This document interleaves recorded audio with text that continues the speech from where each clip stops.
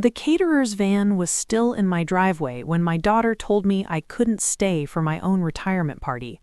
I had just handed the final platter of bacon-wrapped dates to a man in a white jacket when she pulled me into the powder room, her grip firm on my elbow. "Mom," she said, the single word slicing through the happy chatter leaking under the door, "we need to talk about the timeline for tonight." I looked at her, my only child, in her sleek ivory dress that cost more than my first car, the dress I had helped her zip up not 30 minutes ago. "What timeline, sweetheart? The guests are already here. I thought we were just going to enjoy—" "The partners from Dad's firm are here," she interrupted, her voice low and urgent. "This is a huge moment for us, for our family's legacy. The plan is cocktails and hors d'oeuvres for an hour, then a formal 3-course dinner in the dining room. After dessert, there will be toasts." She took a breath, her eyes not quite meeting mine. They were fixed on my shoulder, on the simple knit cardigan I'd chosen over the stiff new blouse she'd bought me. "We think it's best if you slip out after the main course is served, before the toasts." The air in the small, perfumed room grew thick. I heard the clink of crystal from my living room, where photos of my 40 years at Oak Ridge Elementary School were displayed next to trays of canapes. "Slip out?" I repeated, the words feeling like cotton in my mouth. "This is my retirement party, Julia." "I know that," she said, a flicker of impatience crossing her perfectly composed face. "But the toasts are going to be more business-focused, talking about the transition of the community service wing of the firm to our family's stewardship. Your stories about teaching kids to read, they're charming, Mom, truly, but they're not really the tone we're aiming for with the partners. It's a different caliber of conversation. We'll have a nice family brunch tomorrow to celebrate properly, just us." I stared at the monogrammed hand towel next to the sink, JAS for Julia Ann Spencer. I had cross-stitched a set for her first apartment. These were store-bought. "A different caliber of conversation?" I echoed. The caterer's invoice was still on the kitchen counter, a number so large I'd had to read it twice. $14,850 for the evening, paid from the joint account I shared with my daughter for household expenses, the account I'd put my final pension check into. "It's just more sophisticated this way," she said, reaching out to adjust my cardigan, her fingers brushing the wool as if it were a stain. "You understand, don't you? You've always been so reasonable." The door pushed open slightly, and her husband, Paul, peered in. His smile was all polished teeth. "Everything okay in here? The Sterling Group just arrived, Jules." His eyes flicked to me. "Looking lovely, Meredith. That color is very you." They left me there, in the powder room, the sound of my party, without me, swelling on the other side of the door. I looked at my reflection. 68 years old, 40 years of shaping young minds, of wiping tears and tying shoes, and sparking that magical moment when letters become words.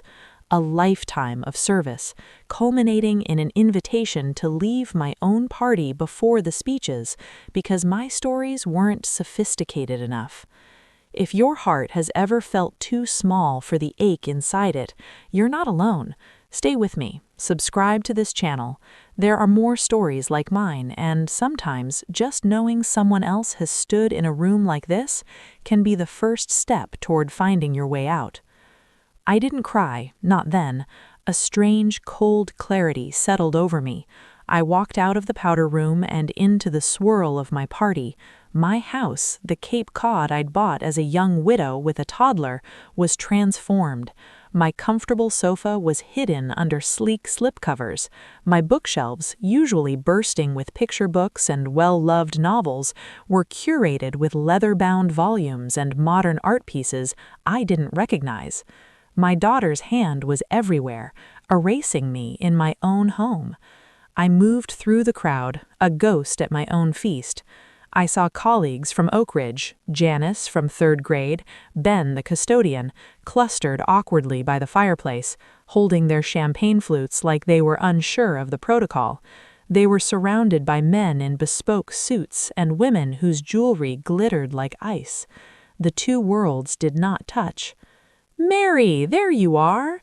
Janice waved me over, her relief evident. "This is quite the shindig. We were just reminiscing about the great glitter flood of 2012. Ben chuckled. "Took me weeks to get that out of the grout." I tried to smile, to enter the memory, but Paul materialized beside us. "Ladies, Ben," he said, his voice a smooth baritone meant to command. "The partners from Sterling would like to meet the guest of honor." He took my arm, his grip proprietary. As he led me away, I heard him murmur, sotto voce, "Maybe steer the conversation toward your volunteer work with the literacy nonprofit, Meredith. It frames the narrative better." I was presented to the partners like a well-trained pet. "This is my mother-in-law, Meredith," Paul said, his hand on my back.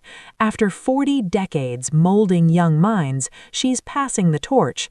We're so proud to be integrating her spirit of community service into our firm's new philanthropic vision." A tall man with silver hair nodded. "Admirable, a true legacy. And you're comfortable with the public messaging? The Spencer Family Education Initiative has a good ring to it." I blinked. "What?" Julia appeared, slipping her arm through mine, a dazzling smile on her face. "What Dad means is that we want to honor you, Mom, by creating a lasting fund in our family name, your life's work immortalized." She squeezed my arm, a warning in the pressure of her fingers. "I didn't know about that," I said, my voice faint. "It was going to be our surprise during the toasts," Paul said, laughing lightly, "but the cat's out of the bag now. We've already drafted the press release. It goes out Monday." The food was served. We were shepherded to the long dining table that had replaced my round maple one. I was placed at the midpoint between a partner's wife who asked me where I summered and a junior associate who checked his phone under the table. I pushed the seared scallop around my plate. I had spent the last 3 months planning this menu in my head. My famous beef bourguignon, garlic mashed potatoes, a towering coconut cake, comfort food, celebratory food, the food of my life. This was beetroot foam and microgreens. It tasted of nothing and everything all at once. As the plates were cleared, Julia caught my eye from the head of the table. She gave a small, almost imperceptible nod towards the kitchen. The signal. It was time for me to make my exit. The conversation swirled around me, talk of portfolios and market shares and strategic philanthropy. My colleagues were silent at the far end, looking lost. Janice gave me a small, sympathetic wave. I stood up. The silver-haired partner paused mid-sentence. All eyes turned to me. For a horrifying second, I thought they expected a speech, the kind of humble, heartfelt words I'd practiced in the shower. But their expressions were merely polite, expectant in the way one is when a server enters the room. "Please, excuse me," I said, my voice barely carrying. "I need a moment."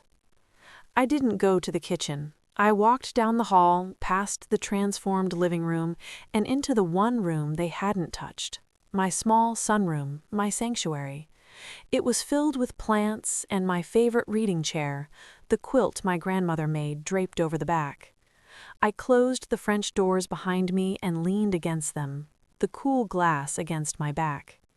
Through the doors, I saw Paul stand, tapping his knife against his glass.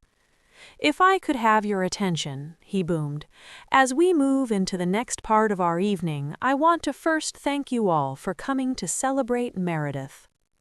This was it, the beginning of the toasts I wasn't sophisticated enough to hear, the orchestrated narrative of my life, written and directed by them. I looked at my hands, knotted together in my lap. They were teachers' hands, scarred from paper cuts and stained with ink, strong from years of opening stubborn jars and comforting small shoulders. They were not the soft, manicured hands of the women at that table. They were hands that had done things. And they could do something now. The cold clarity hardened into a decision. I would not slip out. I would not be erased from my own story. I waited until Paul's toast finished, a generic paean to dedication and service that could have applied to a retiring accountant or a loyal dog. There was polite applause. As the next person, a Sterling partner, began to speak, I opened the French doors and walked back into the dining room. All conversation died. Every head turned. Julia's face was a mask of shock, quickly tightening into anger. Paul's smile was frozen. I walked not to my seat, but to the head of the table, where Julia and Paul sat. I stopped behind my colleague, Ben the custodian. I placed a hand on his shoulder. He looked up, confused. "I'm so sorry to interrupt," I said, my voice stronger now, clearer.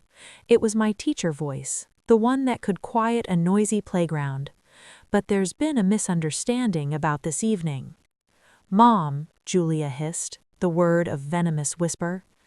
"This party," I continued, looking around the table, meeting the eyes of the suits and the confused, kind eyes of my friends, "was billed as my retirement celebration. And I'm so grateful to all of you for coming, but it seems the celebration was contingent on me leaving before the important part." I gestured to the Sterling partners.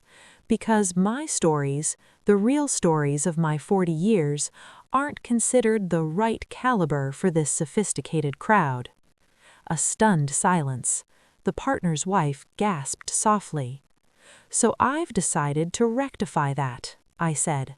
I reached into the pocket of my cardigan and pulled out a small, worn blue notebook, my planning journal for this party from before the caterers and the public relations took over. The real host of this party is finally going to speak. I opened the notebook. I had a different menu planned, one that included my late husband's favorite bourguignon recipe, because he was the one who encouraged me to go back and get my teacher's certificate when Julia was just a baby. I was going to serve coconut cake because it was the first thing I ever baked successfully for my father after his heart surgery. I looked at Julia, her face pale. I was going to tell stories about Janice over there, who once kept a pet hamster in her desk drawer for a heartbroken student. About Ben, who came in on a Sunday to fix a leaky sink so a first grader's diorama wouldn't be ruined. About a little boy named Leo who couldn't read until he was 9 and who sent me a letter last year from law school telling me I was the reason he didn't give up. I tapped the notebook. I have the dates, I have the names, I have the tiny, unsophisticated human moments that actually are my legacy, not a press release, not a family-named initiative. Paul stood up. "Meredith, this is highly inappropriate. You're embarrassing yourself." "Am I?" I asked, turning to him. "Or am I embarrassing you by reminding everyone that legacy isn't a branding opportunity? It's the sum of a million small acts of love, most of which never make it to a press release." I looked at the Sterling partners.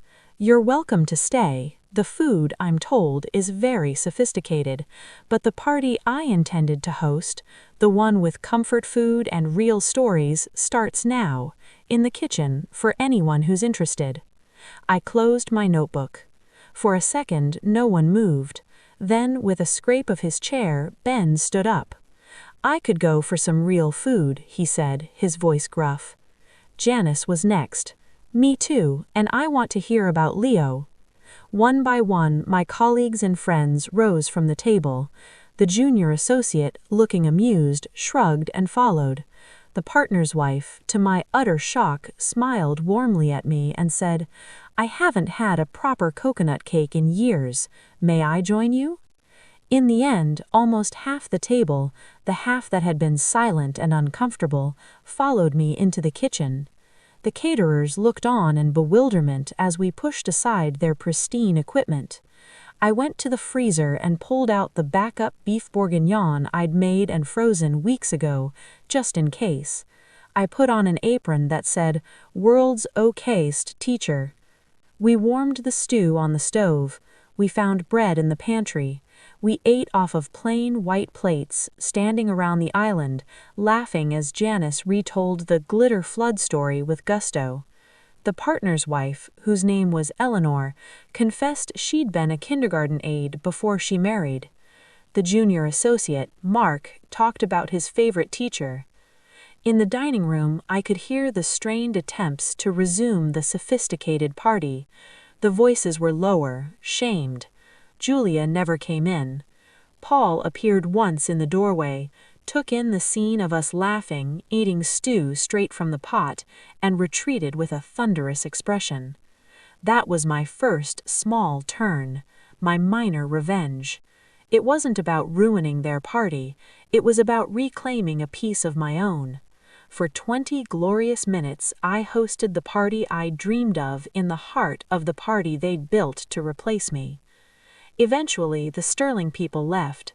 I heard the curt goodbyes, the hum of expensive cars driving away. My friends helped me clean the kitchen, washing the few dishes we'd used, putting the half-empty stew pot in the fridge. "You're a rock star, Mary," Ben said, giving me a one-armed hug on his way out. "Call me tomorrow," Janice whispered, her eyes full of concern and pride. Finally, they were all gone. The caterers had packed and vanished, leaving the house eerily quiet, a battlefield after the war. The slipcovers looked absurd now in the dim light. The leather-bound books were alien objects. I was sitting in my sunroom, the quilt around my shoulders, when Julia found me. She had changed into yoga pants and a sweatshirt, her makeup smudged. She looked like my little girl again, and the sight sent a fresh pang through me. "You humiliated us," she said, her voice raw. "You completely sabotaged a crucial business opportunity. Do you have any idea what you've done?" "I hosted my retirement party," I said quietly. "You hosted a corporate networking event. They just happened to be in the same place." "We were trying to honor you," she cried, tears finally spilling over, "by making your work part of something bigger, something that matters." "My work mattered the day Leo read his first sentence. It didn't need your husband's firm to validate it." "You're so stubborn, so stuck in your little, simple world. This is how things are done, Mom. This is how you build a legacy in the real world, with connections, with influence, not with beef stew and sentimental stories." "Then I don't want a legacy in that world," I said, the truth of it settling into my bones. "I want the life I actually lived, the one you're so ashamed of." She stared at me, her chest heaving. "What does that even mean?" "It means the joint account," I said, the concrete proof solid in my mind. "The one we opened to pay for house expenses when I moved in after selling my place. The one my pension checks go into. You used it to pay the caterer's invoice number 3321 from Epicurean Elegance, dated October 12th for $14,850, for a party I wasn't even supposed to fully attend." She paled. "That was for your party. It was an investment." "It was my money, Julia, my last full pension check, and you spent it on telling me I wasn't good enough to hear the toasts." I stood up, the quilt falling to the floor.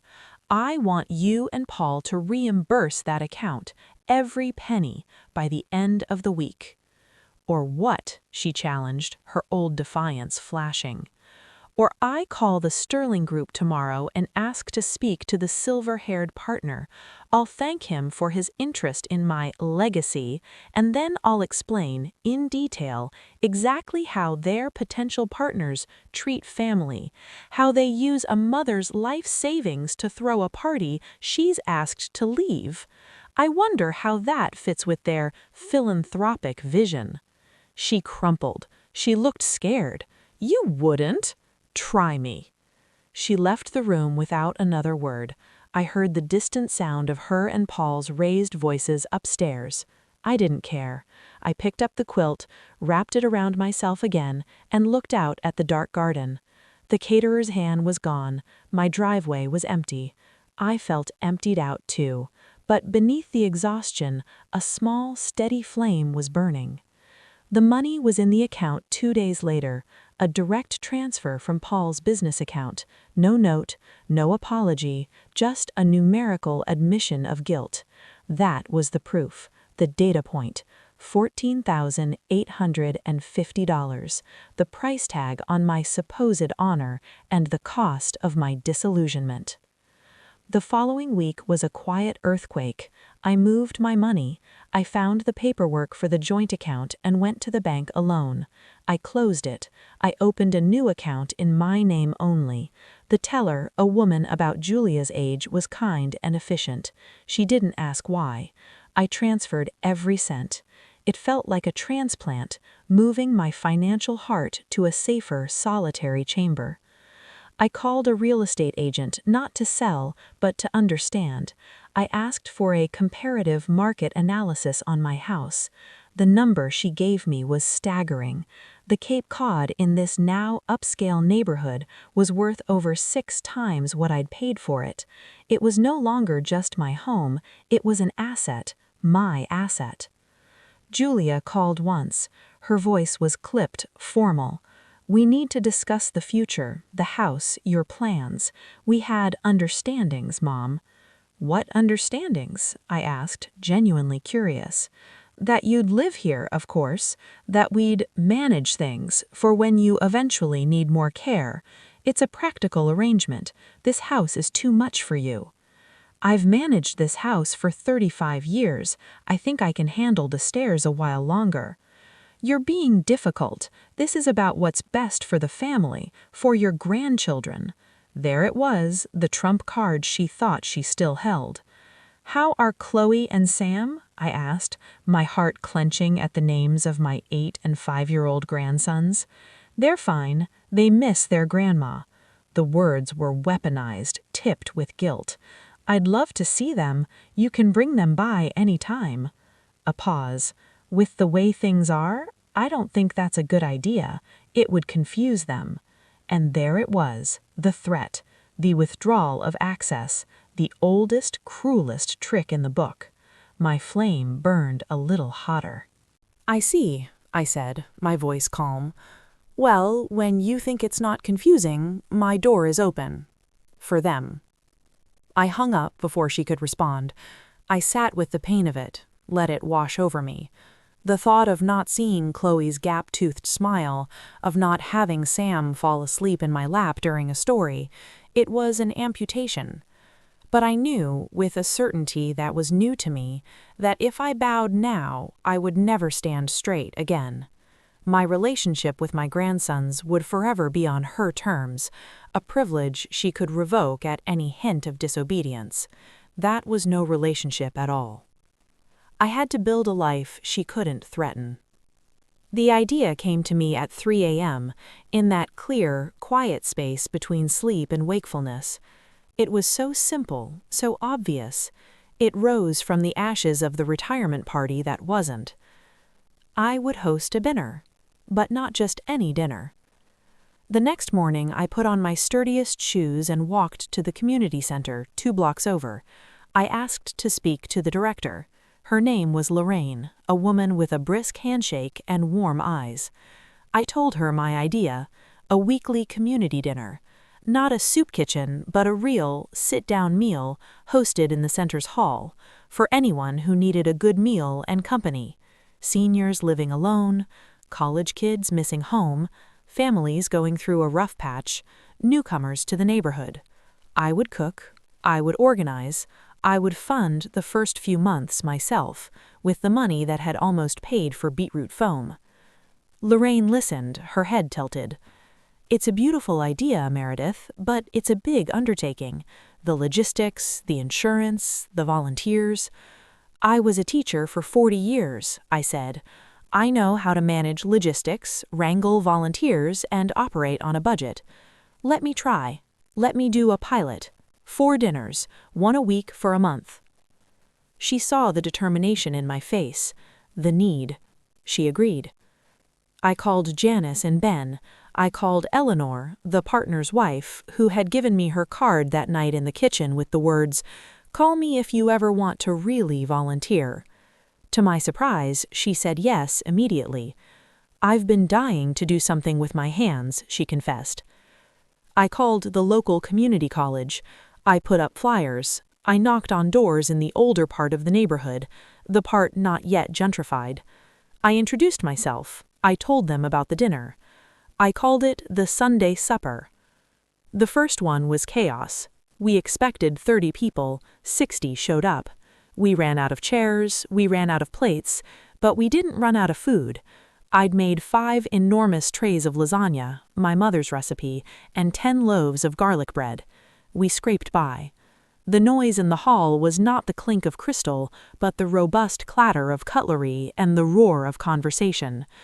A college student from Kenya told us about his homesickness. An elderly man named Arthur played the piano that was tucked in the corner, old Broadway tunes that had everyone humming. A single mother with twin toddlers ate a hot meal while my volunteer, a retired nurse named Harriet, held one of her babies.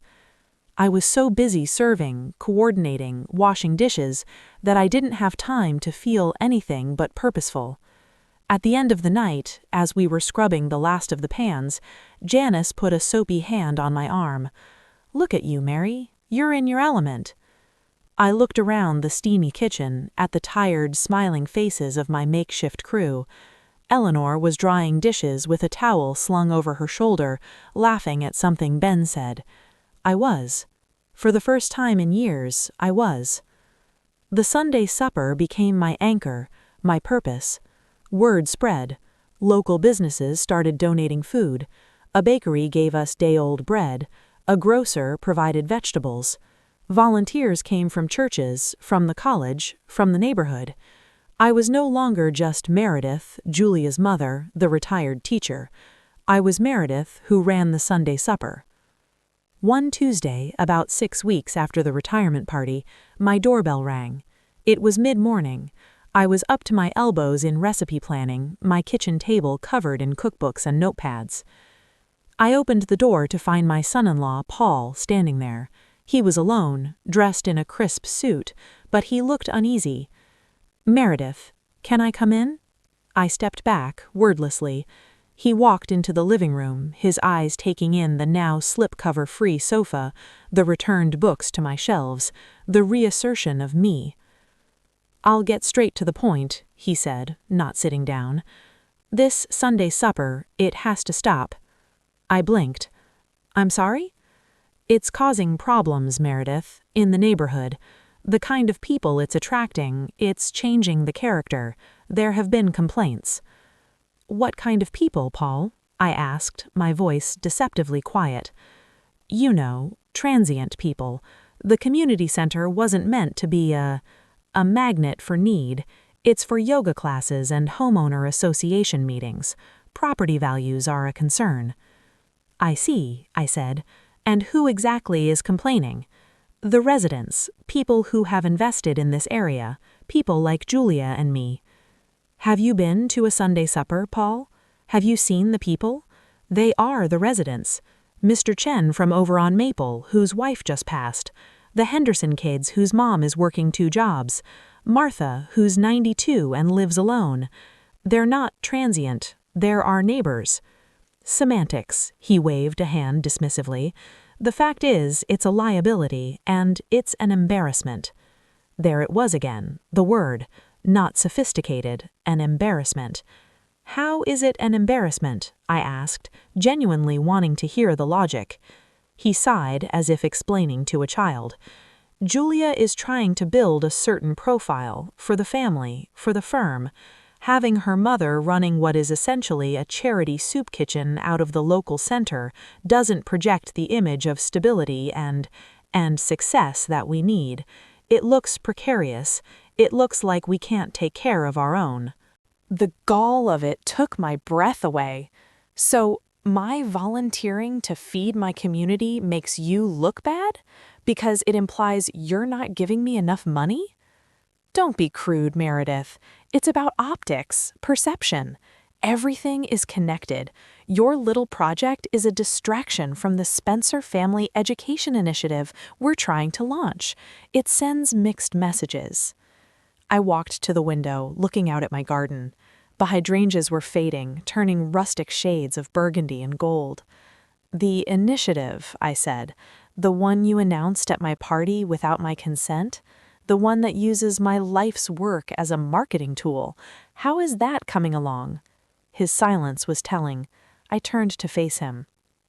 "It's in development. These things take time, but they won't get off the ground if our personal brand is muddied by this." I smiled then, a small, tight smile. "Well, Paul, here's my counteroffer. The Sunday supper isn't stopping. In fact, we're expanding. We're starting a companion program, a homework help and reading club for kids on Wednesday afternoons. I've already secured the space and 3 retired teacher volunteers." His face flushed. "You're deliberately antagonizing us." "No," I said calmly. "I'm living my life. I'm using my skills, my time, and my money, Paul, to do something that matters to me. If that's an embarrassment to you, then I guess you'll have to be embarrassed. But you don't get to stop me. This isn't your house. This isn't your community center, and I am not your problem to manage." He stared at me, a stranger in his eyes. The meek mother-in-law who folded napkins and babysat on demand was gone. In her place was a woman with a purpose he couldn't control. "Julia won't stand for this," he said finally, his last weapon. "Julia is my daughter. I love her, but she is an adult who makes her own choices, as am I. You can tell her I said that." He left then, the door closing with a soft, definitive click. I knew this wasn't over. A man like Paul, used to getting his way through pressure and power, doesn't give up after one skirmish. He would escalate. He did. A week later, I received a formal letter from a lawyer, not his firm, but another one. It was couched in careful legalese, but the message was clear. It expressed concerns about the large-scale food service operation being run from a residential-zoned community center, citing potential health codes, fire safety ordinances, and neighborhood nuisance laws. It strongly suggested I cease and desist or face potential legal and municipal action. It was signed by an attorney representing a consortium of concerned homeowners. It was a bully's move, designed to frighten me with official paper and big words. For a day it worked. I felt a cold knot of fear in my stomach. I couldn't afford a legal battle. The Sunday supper could be shut down on a technicality. I showed the letter to Lorraine at the community center. Her face darkened. "This is Paul Spencer's doing, isn't it? I've heard about him. All polish, no principle." She tapped the letter. "Don't you worry, Meredith. Our permits are in order. Our kitchen is commercial grade and inspected. We're a registered nonprofit program under the center's umbrella. He's blowing smoke. But," she hesitated, "he's influential. He could make trouble with the town council, slow us down with bureaucratic nonsense." The flame inside me, the one that had been steadily burning, flared into a blaze. He wanted a fight? He'd get one, but not his kind of fight. I went to the local newspaper, not the big city paper, but the small, beloved community chronicle that covered school plays and garden awards. I asked to speak to a reporter. I told her my story, not the whole story of Julia and Paul, but the story of the Sunday supper, of why it started, of the community it was building. I showed her the lawyer's letter. Her eyes widened with the scent of a good, local David and Goliath story. The article came out that Friday, on the front page of the local section. The headline read, "Retired Teacher's Supper Serves More Than Food. Neighbors Push Back." There was a photo of me serving lasagna to a smiling Mr. Chen. There were quotes from the college student, the single mother, Arthur, the piano player. There was a mention of the cease and desist letter from an attorney representing unnamed residents. The effect was immediate and electric. My phone rang off the hook, not with complaints, but with support. Dozens of people I'd never met called the community center, offering to volunteer, to donate, to help. A local restaurant owner called me directly. His voice was gruff. "I read the article," he said. "Anyone who tries to shut down a free meal for neighbors needs to take a long look in the mirror. I'm donating the meat for next month, every week." The town council received so many calls in support of the supper that they issued a statement praising the community center's vital programming. Paul's legal bullying had backfired spectacularly. He had turned my little dinner into a cause célèbre. The Sunday after the article came out, we had over 100 people. We had to set up tables in the parking lot. The atmosphere was festive, defiant, joyful. I was giving out slices of apple pie when I felt a presence at my side. I turned, and there was Eleanor, the partner's wife. She wasn't in an apron today, she was in a chic pantsuit, and she had a man with her, the silver-haired partner from Sterling Group. "Eleanor," she said, her eyes sparkling, "I'd like you to meet Charles Sterling. He insisted on coming to see this for himself." Charles Sterling took my hand, his grip firm. "Mrs. Powell," he said, "I must apologize for my first impression of you. It was clearly incomplete. What you've built here, this is real community impact. This is authentic legacy building." He looked around at the crowded, noisy, vibrant scene. "It's far more impressive than any press release." My heart was pounding. "Thank you." He continued, his voice dropping slightly. "Eleanor has told me about the pressures you've been facing from certain quarters to stop this. Let me be clear, the Spencer Family Education Initiative is not a project my firm will be moving forward with. Our values, it seems, are not aligned." He handed me a business card. "However, if you ever decide to seek formal nonprofit status for the Sunday supper and wish to explore corporate sponsorship or grant funding, please call me. This is the kind of work we want to be associated with." I took the card, speechless. The ultimate irony. Paul's coveted business partner was offering to fund the very thing he tried to destroy. The turn was no longer minor, it was a seismic shift. I didn't call Julia to gloat. I didn't need to. I knew the news would find its way to her. The collapse of the initiative, the very public support for the supper, Charles Sterling's defection, it was a complete and utter defeat for their strategy. Their optics were in ruins. The silence from her side was deafening. Weeks passed. The leaves turned fully and began to fall. The Sunday supper was thriving, now a permanent, cherished fixture. I had a board of volunteers, a scheduling system, a small but growing fund. I was busy in a way I hadn't been since my teaching days, but this time I was the principal, the teacher, and the custodian of my own vision. One cold November afternoon, I was in my sunroom, addressing holiday cards to my new friends, the volunteers, the regular guests. My phone buzzed with a text.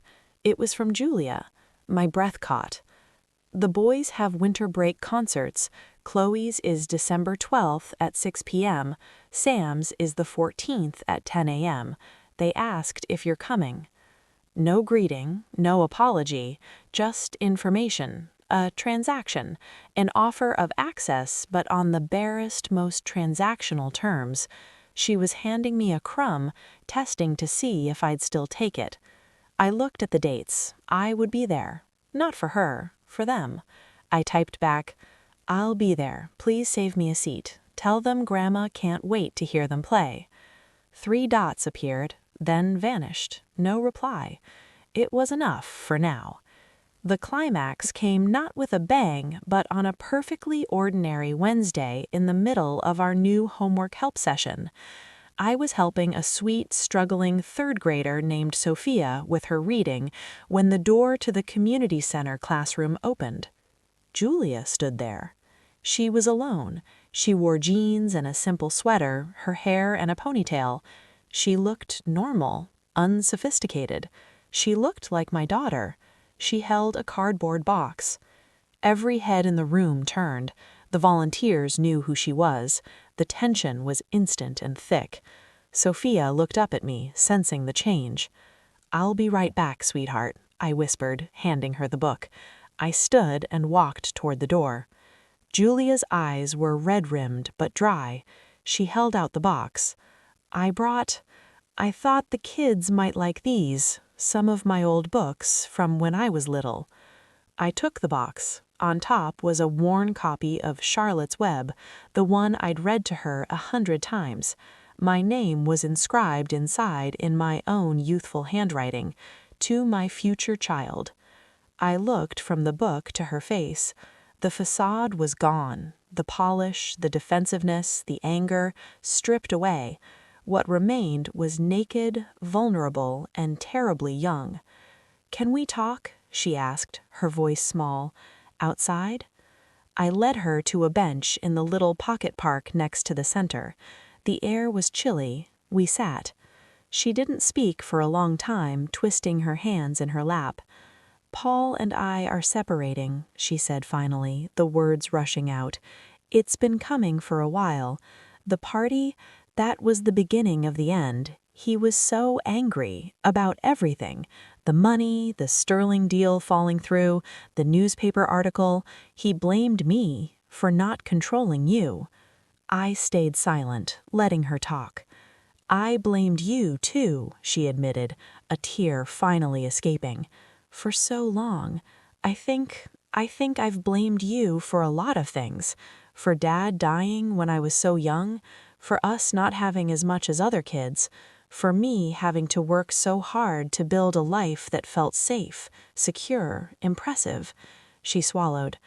"I thought if I built a perfect, impressive shell, nothing could ever hurt me again. No one could look down on me. And you and your simple life, your casseroles and your cardigans, you lived inside that shell with me, but you never really bought into it. You were a reminder of everything I was trying to outrun. So I tried to make you fit, to make you more presentable. And when you wouldn't, I got angry. I pushed you out." The truth of it hung between us, aching and real. "I saw the article," she said. "I saw the picture of you. You looked so happy, so sure of yourself. I haven't felt that way in years. I'm living in a beautiful house, wearing beautiful clothes, and I'm utterly miserable. I'm raising my children in a war zone of silent resentment and status anxiety, and I'm modeling for them that this is what success looks like." She looked at me, her eyes pleading for something. Understanding, maybe. Absolution.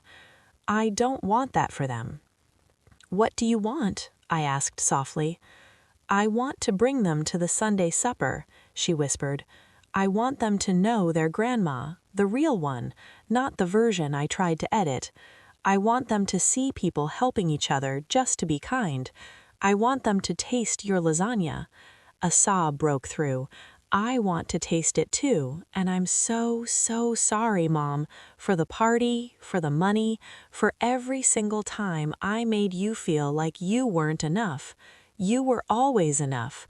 I wasn't enough for me." I reached out then. I took her hand, cold and trembling in mine.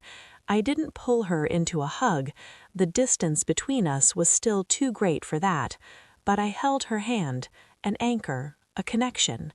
"You can come to supper," I said. "You and the boys, anytime. You don't need an invitation from me. It's for everyone." She nodded, crying freely now. "He's contesting the separation. He says I'm unstable, that this community work of yours has influenced me negatively." She took a shaky breath. "He might try to use it in the custody discussion, to say I'm exposing the children to an unstable environment." The old anger flared, but it was clean now, focused. "Let him try," I said, my voice firm.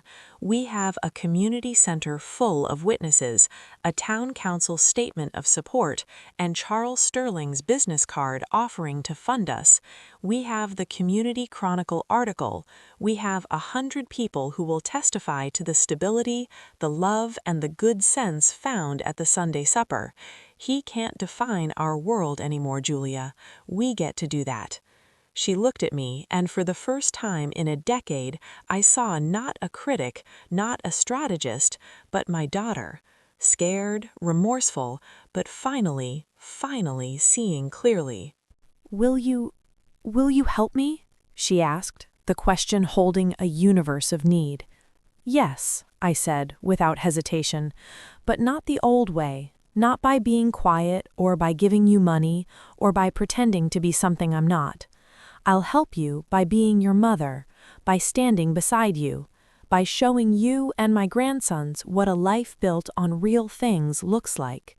It might not be sophisticated, but it's sturdy, and it has room for you exactly as you are.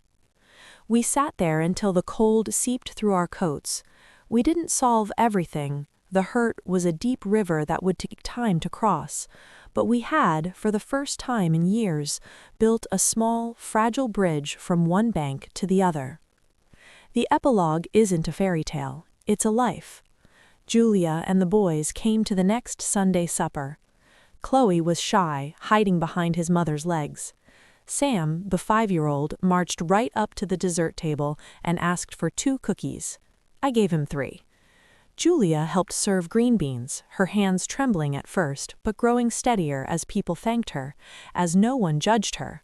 She saw Mr. Chen, who remembered her as a little girl riding her bike on his sidewalk.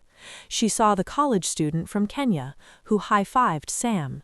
She saw the simple, profound mechanics of community. Paul is still fighting the separation. It's ugly, but Julia is stronger than she knew. She's moved into a small townhouse. She started seeing a therapist.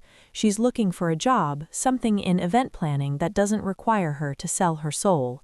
She says she's good at logistics, she just wants to use that skill for things that matter. The boys are with her most of the time. They spend every other Saturday with me. We bake, we go to the park, we read Charlotte's Web. We are building our own traditions, brick by simple brick. The Sunday supper just got its official 501c3 nonprofit status. Charles Sterling's firm provided the pro bono legal help. We have a small grant now, enough to guarantee the meals for a year. I'm no longer funding it alone, it belongs to the community. And David? The quiet widower who lives 3 doors down, who started coming to supper after reading the article. He's become my head volunteer for the heavy lifting, moving tables, fixing leaky faucets at the center. Last week, he brought me a tomato plant from his greenhouse. For your garden next spring, he said. Something to look forward to. We have coffee every Sunday morning before the chaos of supper begins. We talk about books, about our pasts, about the small, good things in our present. It's a gentle, growing thing, a companionship I hadn't dared hope for. I'm finishing the holiday cards now, one for each of my supper regulars. I'm not knitting sweaters this year. Instead, I'm organizing a holiday gift drive for the families who come. Simple things, warm socks, books, grocery store gift cards. Sophistication, I've learned, has nothing to do with price tags and everything to do with thoughtfulness. My daughter was right about one thing that awful night of the party. My stories aren't the right caliber for a certain kind of room. They're too messy, too full of heart, too real. But they are the perfect stories for a community center full of people who understand that the most important legacy isn't a name on a building, but a warm meal offered without judgment, a helping hand with homework, a bench in a park where a mother and daughter can begin, tentatively, to find their way back to each other. I am 68 years old. I hosted 40 years of lessons in a classroom. Now I host a weekly dinner in a hall. And for the first time, I understand that the two were never so different. They were both about feeding, minds, then bodies and souls. About showing up. About creating a space where everyone has a seat at the table and no one is asked to leave before the important part. I'll leave the light on for Julia as she finds her way, but I'm no longer waiting in the dark. I'm too busy setting tables, planning menus, and living a life that is profoundly, gloriously, and contentedly my own. My story is simple. I turned a plate of scorn into a feast of belonging, and my table has plenty of room. If you've ever been made to feel like you don't belong at your own table, I see you. Tell me your story in the comments below. You're not alone. And if this story of finding strength in community resonated with you, subscribe to the channel. Stay with me. There are more stories like mine to tell and more tables to set together.